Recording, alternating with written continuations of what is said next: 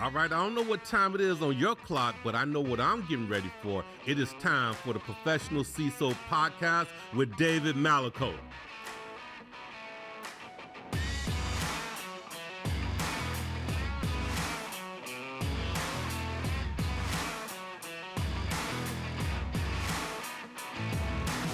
Welcome, one and all, to the Professional CISO Show. I'm your host, David Malicoat.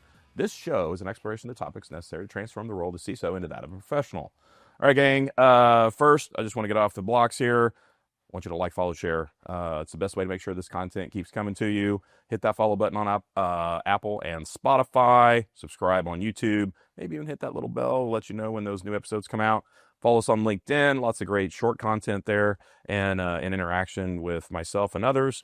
And then, obviously, if you like what you're hearing and seeing, go share that with a friend or colleague. We'd love to have that happen. All right, so today, the one and only Global CISO of the Americas for Checkpoint Software, I have Pete Nicoletti. Pete, how you doing today, sir? I couldn't be better. I'm on a 5-conference, 5-city, 5-day tour right now. That's amazing. And I'm excited to be here, but I've had a jet strapped on my butt for most of this week and minimal sleep, but I'm fired up to be here. Absolutely. Well, I know we linked up at RSA conference. Sorry. Yep. I know they like to be very particular. Great to see you there, by the way. You guys had great content. We had the CISO breakout. That was amazing. The CTO of Wiz. We had our CEO talk. We wish we had a little bit more audience there, but there's a lot of distractions. There's a lot of distractions. We knocked it out of the park with our little CISO session. It was amazing. I appreciate being invited to that. It was very meaningful to me. Plus, you introduced me to someone that I'm probably going to have on the show to be named later, but that was amazing as well. I know. Oh, yes. Yeah. Something around insurance. Yeah. She's amazing. In the 5 minutes that I talked to her. Oh, my God. We had dinner later and just learning about her and her story, and you want to golf with her. Really? Yes. I'm in golf anywhere. I know. Well, I just played 36 holes at Pebble Beach, so I'm just getting rid of the soreness. 36. I know. 2 rounds. How many balls did you go through? I went through 9, but I ended up with more because when I'd lose a ball, I'd go down the hill, and all the rich people never went to the rough. Right, so of course. I'm like pocketing Titleist, and I'm going, there you go. That's what I told my wife the other day. I was like, the rough at the Byron, which is here in McKinney, Texas. We played in the weeks leading up to it, and it was so thick. I'm like, I never find my own ball, but I come walking out with 3 or 4 for sure because, you just happen to run across them. So, yeah, understood. All right, so great to have you here, Pete. I always like to start with the human side of the story.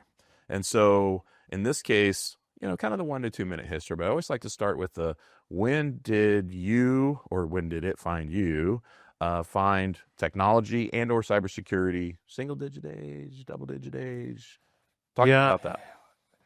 I was always the nerd and science fiction reader. I read thousands of Heinlein, Clarke. I mean, I was just a science fiction nut. My dad worked at the research center in Princeton for Western Electric, where the transistor and the laser were invented. And one day he brings me into work, and I start programming a PDP-11 and managing the largest CO2 laser in existence at the time. It was fun. And I'm like, I could get used to this. So my dad and I built some Heathkits together. And I went through electrical engineering through college and didn't quite get through. I was in my senior year, and I'm like, I got to get out of here. So I just got a quick finance degree. And then as soon as I graduated, I started a computer company. So in '84, I was building clones. I had the first color ad in Computer Shopper, if you remember Computer Shopper. Yes. I was the biggest importer of power supplies, chips. Back when the chip embargoes, I had a safe chock full of 64K DRAM, and I was the only guy in town. I was the biggest Logitech distributor. It morphed into networking. My brother and I started a networking company. We built it up to 10 offices, and we had hundreds of engineers, and we went from token ring days all the way through to Ethernet, and then I started an ISP, and then when I was hacked as an ISP, that's when it flipped into an MSSP. So I flipped into security, And that's when I was first introduced to checkpoint and security and figured out this thing called a firewall I'd never heard of before. So there's my 2-minute answer. Okay, so going forward from there a little bit, I do want to talk a little bit about your bona fides, right? Because I always want to establish the authority, right? Why are you on the show? Why should we talk to you? But so you found security at that point. What did your, and give us the time frame if you would, what did your path look like from your discovery of the firewall to today? So backing up from my discovery of the firewall, I had been running this, I'd been working for a data communications company, and I was a manager in Europe, and I was selling X25 pads and encryption. And that was really when I first hacked. I hacked a bank to prove to them that they need an encryption on their ATM network. I'd still be in jail today if I did what I did then. Right. And it was in Israel, so it's a much tighter Yes. situation Right. out there. And so I took that experience and kind of morphed that into that ISP, and I was Citrix's largest reseller for 3 years with my brother. And while I was running this, my father-in-law called and said he had invented a new way of processing a new drug. And he goes, our network's down. We don't know what's going on. I get in there and figured out that the Chinese had stolen his recipe and put his entire company out of business. And I was pissed. And I said, something's got to change. This is, I was expecting a nice, right. Further on down the line, maybe. Further on that, way Yeah. further on. Yeah. So that really, another month goes by, and this guy in Toronto calls me up and says, you got to quit hacking me. I'm like, what are you talking about? He goes, your network is attacking my network. And it was the Toronto Star. I'll never forget about it. And so I just went down a rat hole and learned I'm kind of a crazy, I get a dog with a bone kind of a thing. And I went nuts on it. And I actually flew to Canada, worked with the Royal Mounted Police, and had this kid arrested. And I never knew that was going to be my first and only arrest in my life. I've dealt with hundreds of incidents and hundreds of ransomware things, but I've never had the satisfaction of seeing somebody, with their arms behind their back because they hacked me. Right. But So take us forward from there. So MSSP, so I path to the CISO. How about that? So where really things really started getting serious was at Terramark down in Miami. We had a just shy of 1 million square foot data center, and we had 600 telcos in there. It was the center of the universe. We had one of the 6 root servers for DNS. VeriSign was there. So we had the government in there. We had big, huge Bray domes on the top. We were doing all the communications for all the embassies around the world. So my game really escalated, and I built a big team there. We had 3 incident response teams where we also did penetration tests, and we specialized in physical penetration tests, so physical and network. So I've invented lock picks for locks that have never been picked before. I've come in through skylights. I've done. The crazier it is, we look at hacking movies, my buddies and I, we'd say, yeah, those are amateurs. So we were 100% successful. So we broke into banks and everywhere. So it was kind of fun. And then we started contributing to the Verizon breach report. And then 9 years later, after running this crazy thing and almost being divorced, thank you, Jennifer, because we would be on vacation, I'd get the call, and I would literally say goodbye. And gone for a month, and in some cases not even talking to my wife for a month. So she put up with a lot. I got her into the business, so she knew what I was doing. So she's still a reseller, and she's doing great. And 33 years later, and 3 kids later, and now I even have 1 kid in computer security, and she's just about to sit for a CCIE. Come on, Taylor. There you go. So she's close to that. Well, good luck to Taylor. Yeah, absolutely. So, with your tenure, multiple places, right? I think Hertz was one of the... I was the first CISO at Hertz. So after Verizon bought us, I wasn't quite a big company man. Right. No, come on. I know. So I told you. I kind of have an opinion about everything, and I'm willing to share it. Mm-hmm. And I'm usually right, especially when it's something to do with security. So I kind of was bull in a china shop there, and I did not work at their speed. I was way faster, and I had a bunch of great colleagues. And in fact, Verizon's a fantastic partner now, and we're doing all kinds of great things with Checkpoint and Verizon. And they all remember me fondly, so I guess I didn't piss off everybody. But after that, I got pulled out, and that was a pretty big gig at Hertz. I was, there was a lot of benefits there. I was very well paid. They paid off my golden parachute. That was nice. I had a jet at my disposal, Wow. which was kind of fun. That was a first for me. And we really, I had a bunch of great people at Hertz that I worked with. And that was where I really started really organizing professional development. I always had, in fact, I was at RSA and I had bunches of people come up to me and said, Pete, you're the reason I'm in security, man. I mean, I literally took some guy that was a copier, he's fixing copiers. And I said, man, you don't want to do that. Come on, let's get you into security. So Ralphie, now he's the most certified guy at Checkpoint. He has over 170 certifications. I only have 30 and he's got 170. You need to have him on your show. He's fun.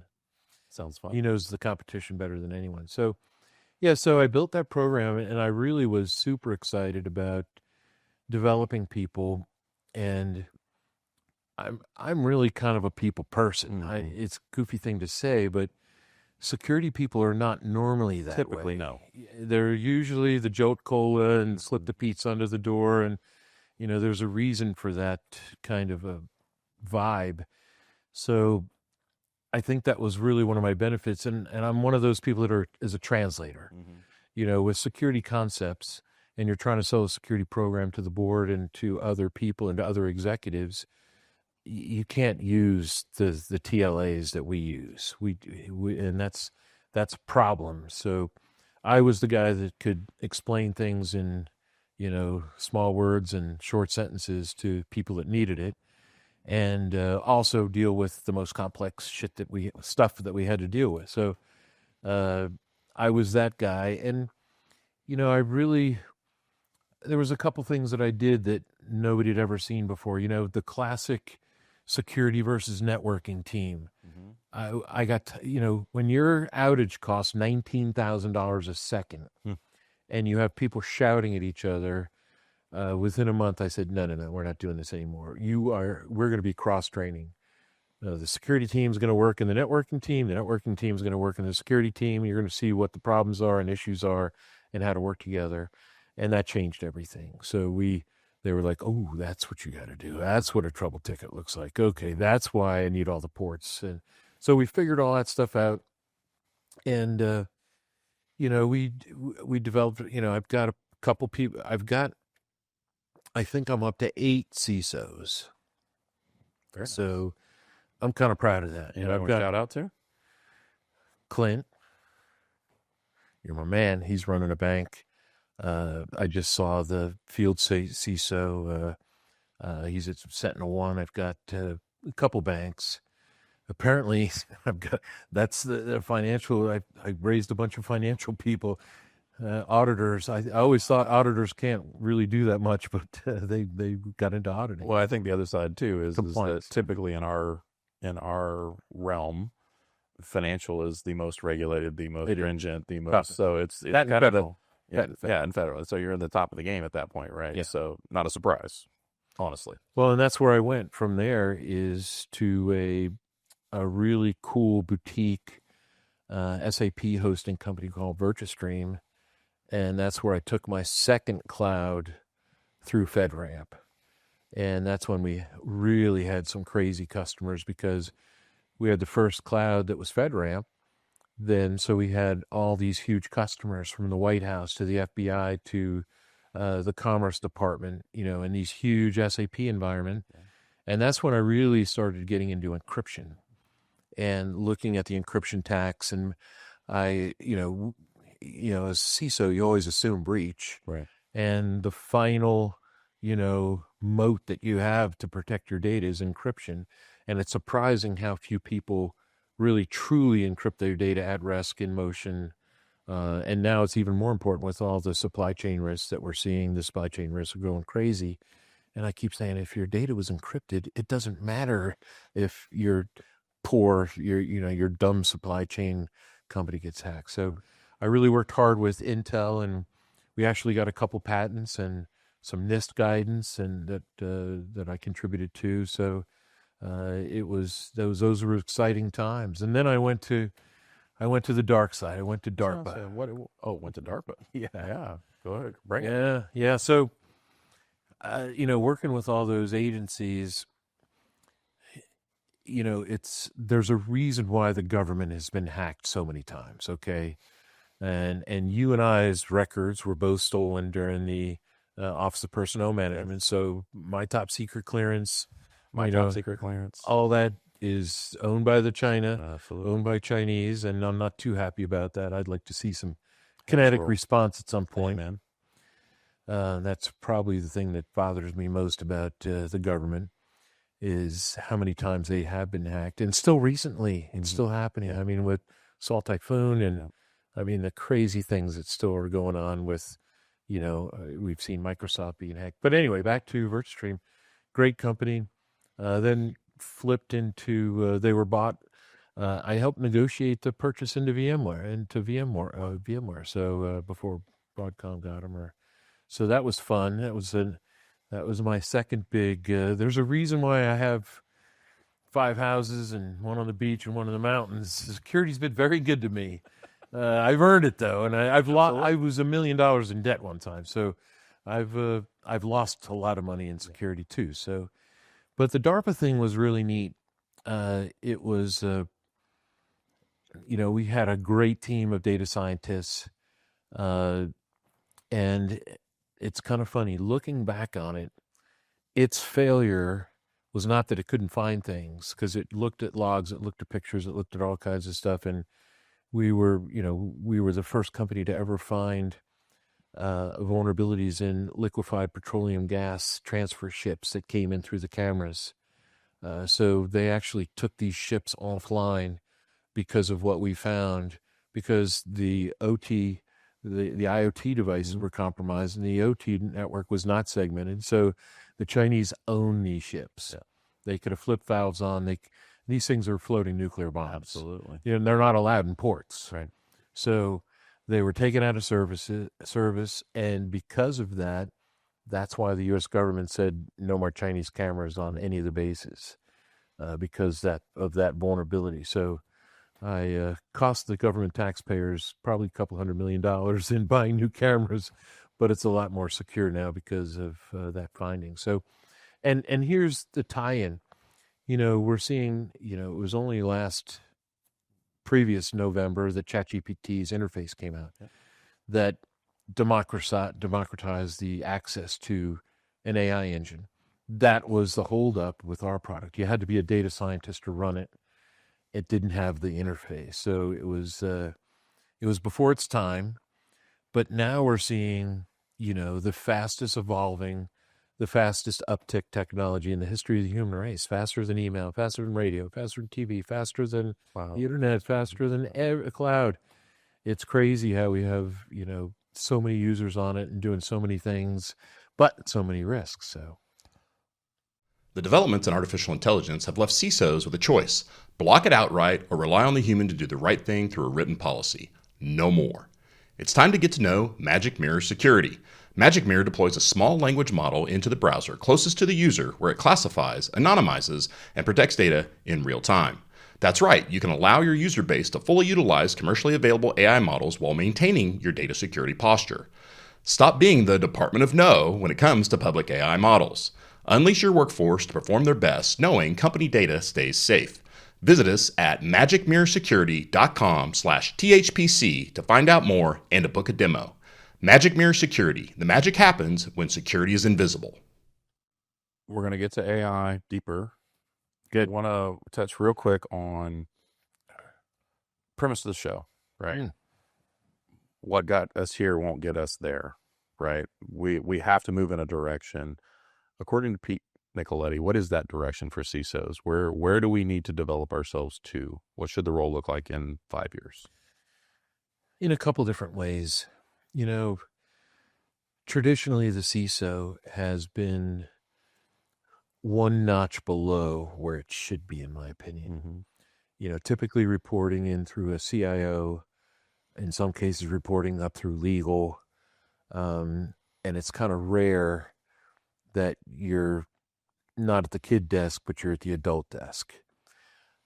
Because of what the CISO does and how it can affect the business and the stock price and outages and reputation, it really needs its own budget and its own executive running it. And, I was just speaking at the Mattel conference yesterday, and one of my peers actually said something I say all the time. You don't want to be the no CISO, you want to be the KNOW CISO. Right.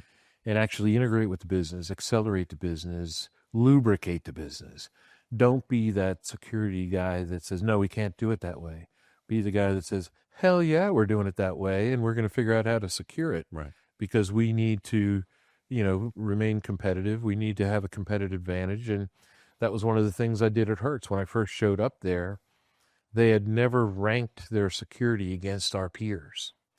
And so that was one of the first things I did was get a bunch of, enterprise risk tools. I got all of them, and we would rank our security against our competition. And after I got my program approved, we actually exceeded all of our, and then that was in the sales program. So when they went to IBM, when they went to Price Waterhouse, when they went to these big customers, they said, we're going to be able to protect your data better than the next guys. And they bought it and they liked it. And my cyber insurance went down too. So back to your question, where does it need to go? So elevate its executive responsibility, number one. That's probably one of the biggest things. We're seeing huge challenges,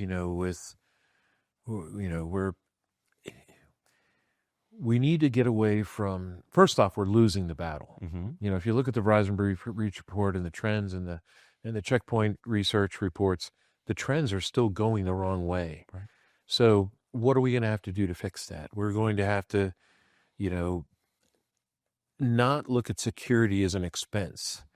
We have to look at it as an investment to keep the business running. And we have to use tools like factor analysis of information security risk to justify our programs. We can't buy security anymore, ever again, based on price.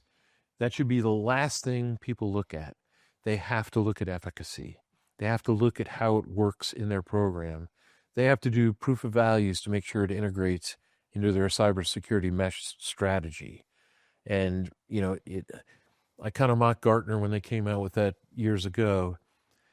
And I went from a best of breed kind of a guy to an integrated, try to get everything from a single platform. And now I'm kind of evolving into buy the tools that are the best for you, but make sure they integrate. Right. So I've kind of evolved through that. And, when I was at Hertz, we had 170 security tools, and we were cutting and pasting and managing the purchasing of all these tools. And we had people logging in and logging out. It was a nightmare because I'm the guy that, and that's another thing that I think CISO should be, is they need to be able to do any person's job on their team. So I was that technical, and I knew what my guys and gals were doing, and I knew how inefficient it was. So back to your question of where do we need to go? We need to look at our tools working together. We have to purchase on efficacy. We have to look at budgeting completely different.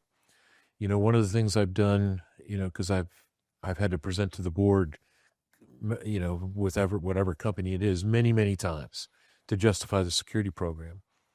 And in certain cases, they go, nope, sorry, Pete, we're not going to fund that. So I pull out, the nuclear option, and that's the risk letter. Yep. Because I'm not your fall guy. Right. And so the risk letter says, as a board member, Mr. Nicoletti has explained the risk to me, and I've decided that I'm going to defer this risk by not listening and getting whatever the program is. And all of a sudden, they ship the court reporter, the board recorder out of the room, and then the screaming starts, and then you get your program approved. So hopefully it's a lot easier at other places than what I've seen. So looking at efficacy, making sure they work together, making sure that you're getting the proper funding, making sure that you're elevated to where you're part of the business and not, kept at arm's length, I think are those 4 things.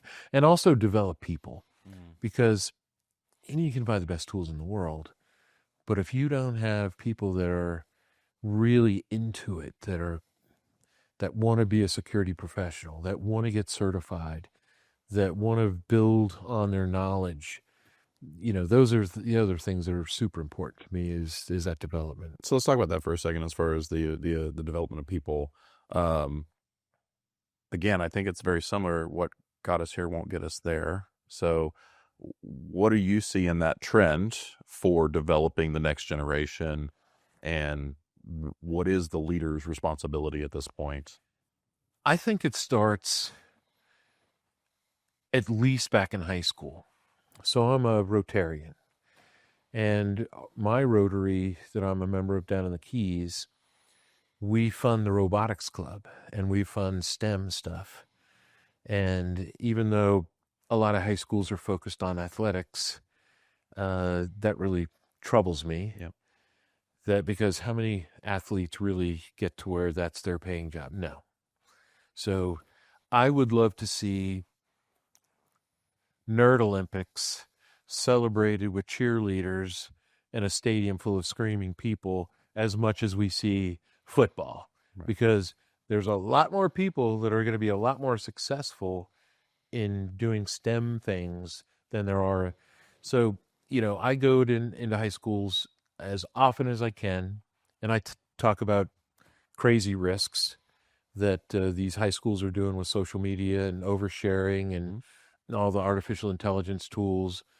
But the way I do get their attention is kind of fun. Is the first thing I put up on the deck is my W-2. And I've done pretty well. And that gets their attention because in the Keys, everybody's wanting to be a fisherman for $50,000 a year. And then they see this W-2 and they go, there could be another career for me. Right. There's a valid path that is available to me. All I need is some study. So I start in high school. I have written a graduate level book that's used in some graduate courses. That's kind of cool. But I think there's a little bit of a stigma and Mike Rowe is a perfect example. He's taking the stigma off. Loves me some Mike Rowe. Off of electricians and plumbers and people that we need. And we're actually seeing he's making a change. Absolutely. Whether it be with scholarships or just the stigma, that kind of a job. The same thing goes with STEM type jobs and getting into math, getting into computer science, robotics. We're going to need, we always talk about almost 1 million, 700,000 people short that we are looking for security professionals. I was taking an Uber today and the woman said, "What do you do?" And how much do you make? And I'm telling her, and she's like, "I need to get in security. How do I start?" And I'm like, get a Security Plus certification. I was at a dinner last night, and the young man kind of figured out the waiter figured out what we were talking about. He was like, just took my Network Plus, going for Security Plus. I'm like, dude, keep going. Boom. So introduced him to everybody, and no more, a supportive crowd, like amazing. Everybody is. Just outpour. No, we're the whole, you go anywhere. Now, if you show up to RSA and you're walking around with your resume, that's not the way to do it. That is not the way to do it. No, that gets annoying. Yeah. We actually have meetings talking about, okay, who's going to handle the resume carriers? We give that to the junior person. Yes, absolutely. But we take the resumes. We take them. Absolutely, yeah. Yeah, because we want to foster the next generation. So I want to talk a little bit about, we got to start them early, but the speed of innovation is, like we just talked about with AI, is only picking up. How do we program that into whatever this development looks like as leaders? That's actually a huge challenge. And in fact, in the case of artificial intelligence, depending on the size of your company, I recommend dedicated AI people, whether it's a data scientist or whether it's somebody that knows that particular vertical and how to leverage the company's data.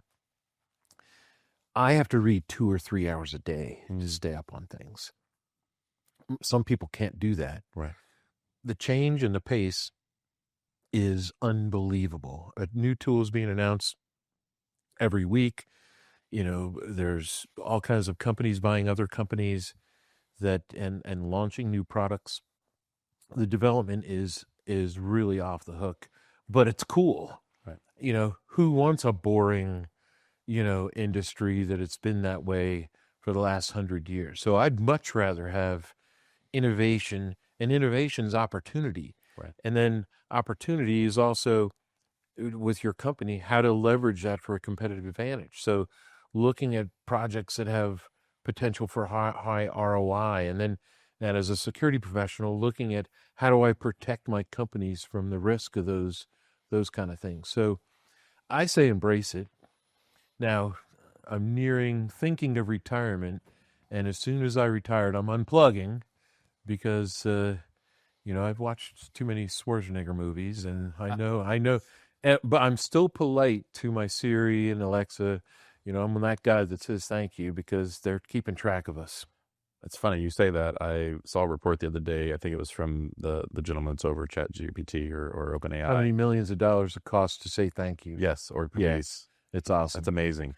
Yeah, look that up. I don't know. Anyway, maybe. No, it's a great report. It's when you have an interface, when you're talking to it, with the processing it takes just to process you saying thank you is significant.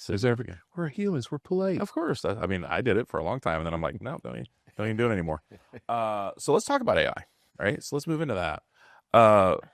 Let's talk risk first, right? And then maybe obviously we can expand into something maybe a little more positive because we don't want sentience to happen right away. You'll be retired. You don't have to worry about it. I'll have to worry about it. But let's talk about the risks. Let's talk about that first. So, think about AI. I like to compare it to a gun.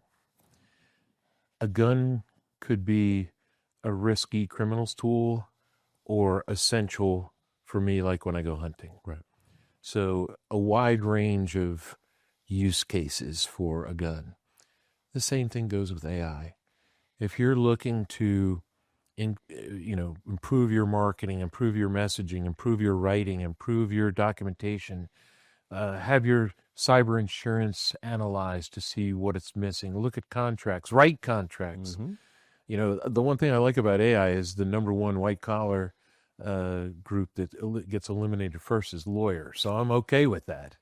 I don't have lawyers writing contracts anymore. So, looking at the upsides, code creation is awesome. I just wrote a pretty cool book on prompt engineering for security people that show you how to get around, make it do what you want to do. Yeah. It's not just ask it 3 times like the movie, but how you ask things through a prompt engineer. It's a cool little book. But with those upsides, there's huge risks. And if you go to the dark side and you go to the dark web and you look at what these people are doing with, email creation, and now you have several 100 million more, college level English speakers. It's no longer the easy to spot Nigerian money scam, but it's really hyper targeted because the criminals have all the stuff they've previously stolen, plus all the stuff you're over posting. They combine that and they know exactly how to target you. And that's exactly what's happening. And the other thing I say is we live in a post-real society. And a lot of people don't understand that yet, that images, videos, voices, it's no longer real. With 30 seconds, I can clone your voice. With a couple minutes of your video, I can clone you and make you do everything. So I'm not the guy that...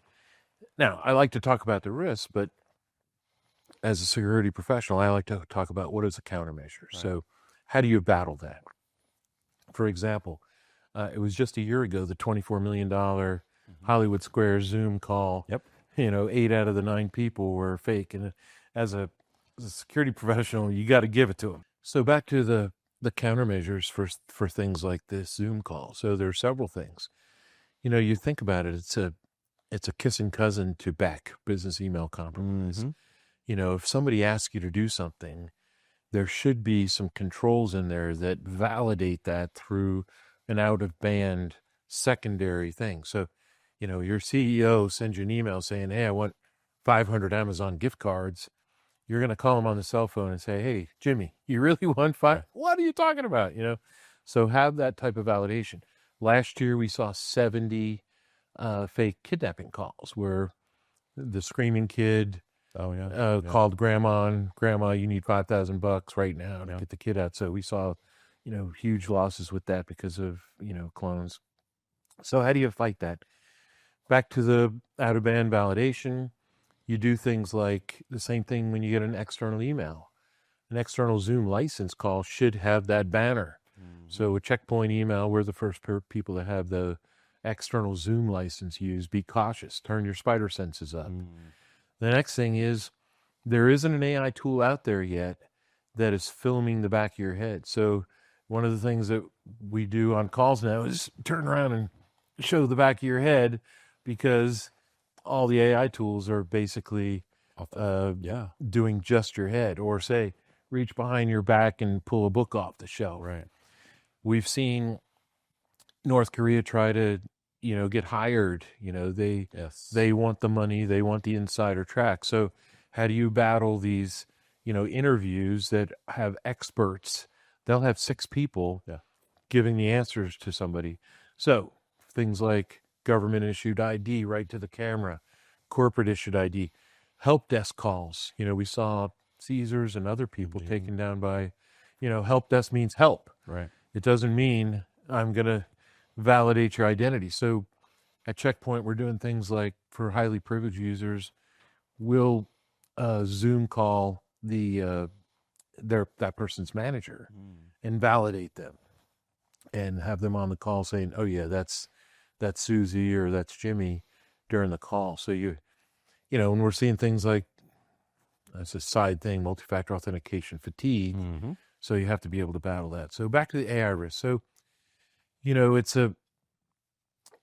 the other thing I like to say is you have to bring a bigger AI gun to the AI gunfight. And it's absolutely true here at Checkpoint, where I've been for 3.5 years. Very happy employee. Got to say that. No, just kidding.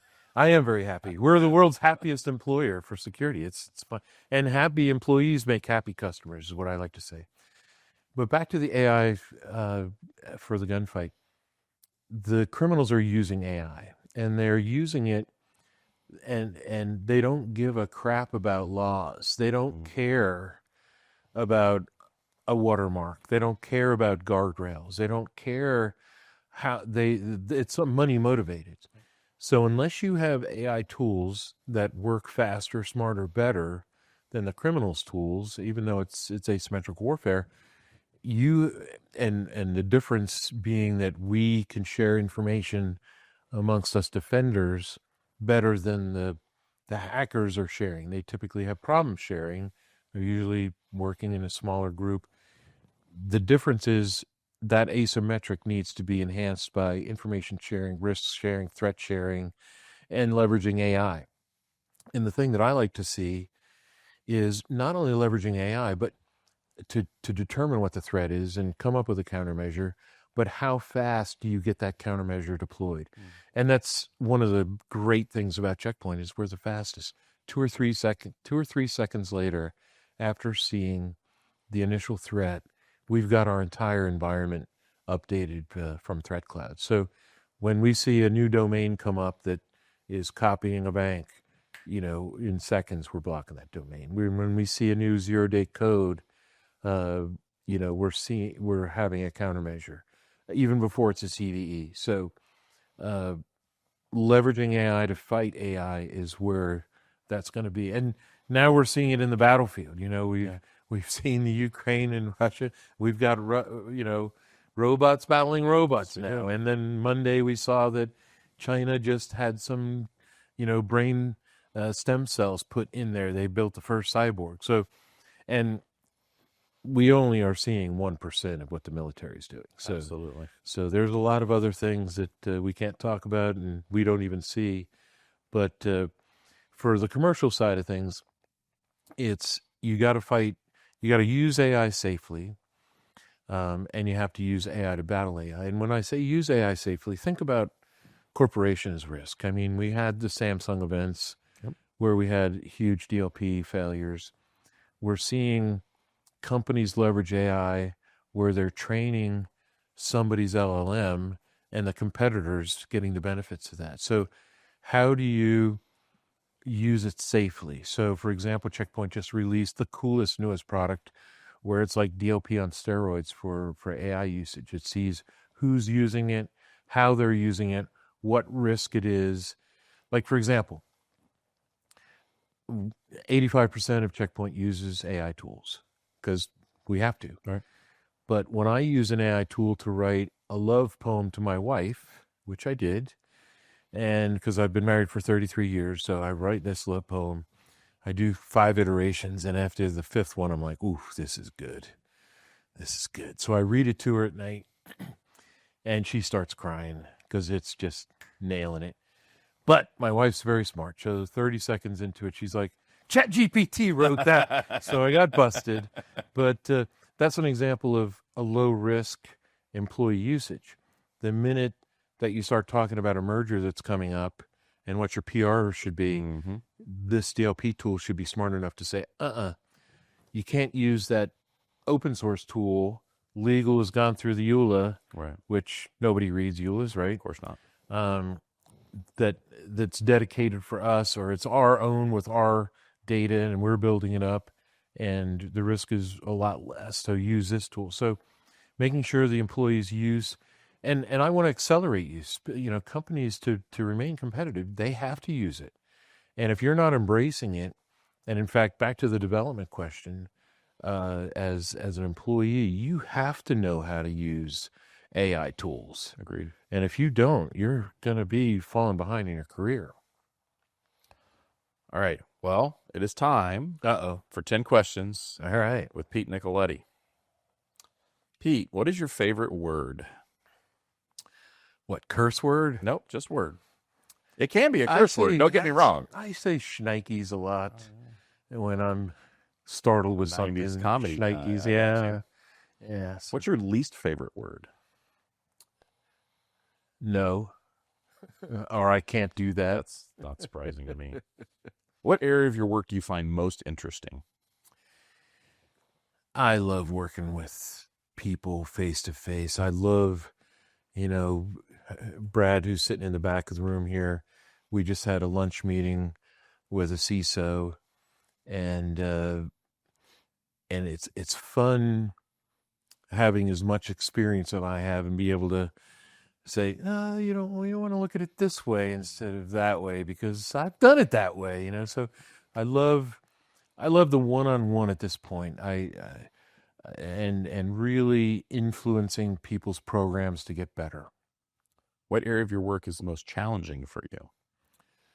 Well, at Checkpoint, that would be expense reports. We have a brutal thing. I think the biggest, other than just the internal nightmare of expense reports, at Checkpoint, we don't spend enough money on marketing. We have the best products in a lot of cases. We have 5 of the best world's top products. And trying to get the message out and letting people see that we have the best email, the best WAF, the best firewall, the best ERM tool. Getting that message out is challenging because we really think our tech should stand on its own. And we had a founder that really believed in that. Now we have a new CEO that's a little bit more looser. We're seeing new companies being bought. We're seeing new partnerships announced already. Things are really speeding up. So I think that challenge of marketing is where I'd like to, I'm seeing some good things happening now. What sound or noise do you love? I like the sound of a very fast boat. Even though I just sold my 100-mile-an-hour boat, there's nothing better than going 100 miles an hour with a two-stroke behind you. Two-strokes, slurping gas. That's a good feeling. And I think I'm going to transfer to propellers. That's going to be my next thing for, I'm going to pick up a plane or do something in that space. What sound or noise do you hate? That's an interesting one. All right. So I live at the top of a mountain and on a beach in Breckenridge. And so I'm out there months at a time. The loudest thing out there is hummingbird wings flapping or elk bugling or the rustling of a bear. That's the loudest sound I hear. Then I fly to New York and the cacophony of sounds of people blowing their horn and just the noise, garbage cans moving. I literally pay the taxi driver extra to not blow their horn. So I guess a horn blowing in a New York taxi is right up there for me. Right there with you, sir. What's your favorite curse word? Well, my wife will tell you I'm an F-bomber. So she yells at me all the time for that because she doesn't cuss at all. So I've got to kind of watch my F-bombs. I mean, that's a universal word for everything. I mean, it could be good, it could be bad. By far, probably the most one, and for the same reason, it is ubiquitous. You're happy using it. It's and mad using it. So it's. What profession other than your own would you like to attempt? So, my hobbies have hobbies. I like to. I've built furniture. I've done epoxy tables. I like to do electric work. I like to do plumbing work. I like to do outdoor, huge landscape projects. I just got a huge, backhoe, so I'm making a lake up at one of the properties. So I answer that with a lot of things. I like to do. My goal is to be a Renaissance man. Love it. What profession would you not like to do? I can't serve people. I could, even though I was a cook at one time, I could not be that person that serves a dish and then, expect a tip and have to be nice to people. I'm nice to people all the time, but I really respect people that are in that business because I certainly couldn't be a steward on an airplane, pushing a cart and dealing with a bunch of, idiots in the back of the plane. Final question. Yeah. If heaven exists, what would you like to hear your God say when you arrive at the pearly gates? Let's party. No, and I am a Catholic, and, I was raised Catholic and got myself chased out of Catholic school, and I'm coming back to it because it's, we just got a new Pope today, which is awesome, from the United States. I can see, I'd love to see a welcoming, kind of thing. And, my goal is to sail around the world and not die during that. But if I'm sailing around the world and it happens, I'll go out happy and I'm going to be happy. So That's my plan. Pete, thank you so much for today. Oh, man, Truly a lot of appreciate fun. it. Thank you. Friends and colleagues, I renew the call. It's time to professionalize the role of the CISO. In the meantime, I wish you health, happiness, and success in your journey in becoming the professional CISO. Let's do this. We're professionalizing the CISO role, so please subscribe to the Professional CISO podcast.